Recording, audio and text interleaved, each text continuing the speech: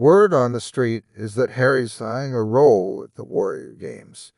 Given the apparent chaos surrounding Invictus, the chaos surrounding Invictus is after all largely attributed to his mishandling. A source said my daughter works for a big veterans group that participates in the Wounded Warriors. She said that Harry's trying to get a position with them and is constantly badgering the dog. The games were in June.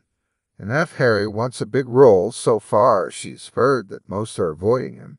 Invictus is it, and as usual, Harry wants to leave it behind and walk to a bigger position. Perhaps Harry's calling up to the U.S. Department of Defense because he's finding support from the U.S. military and the Warrior Games to rescue Invictus. It's possible that he's also seeking a fallback option if he decides to step away from Invictus altogether.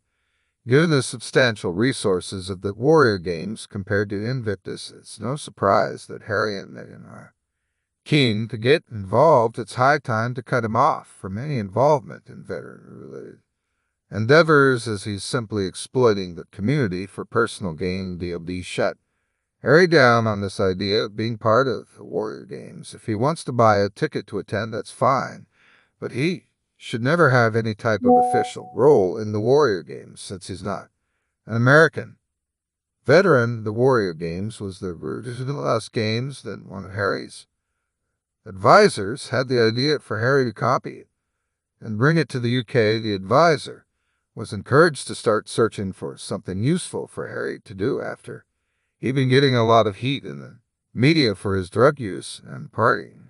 Harry's interest in gaining access to the Warrior Games stems from his desire to connect with donors and sponsors of the event, as well as maintain relationships with influential figures like Joe Biden and in the U.S. military, similar to his involvement with Invictus Games and African parks. These organizations provide him with a platform, connections to government and military officials, and access to potential donors. When pondering Nigeria's decision to invite Harry despite having only a handful of Invictus athletes, one can't help but consider the other of access.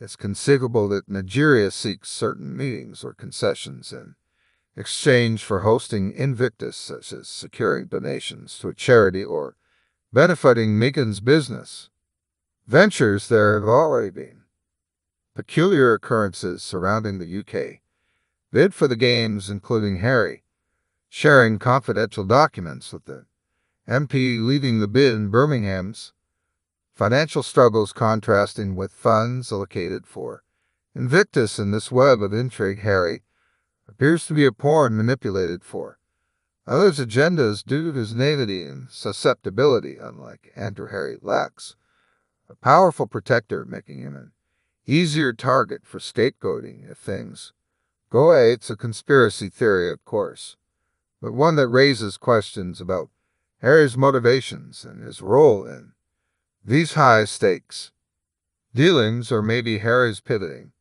because of the rumors are true that Invictus wants Harry to resign. Around 2,000 ex-servicemen have left the Invictus Games, claiming the event has lost its original meaning. Several reports suggested the games were supposed to be a route to help support wounded, injured, and sick service personnel and veterans. Many also claim that it's becoming too royal. Others have reportedly also taken issue with Meghan Markle's involvement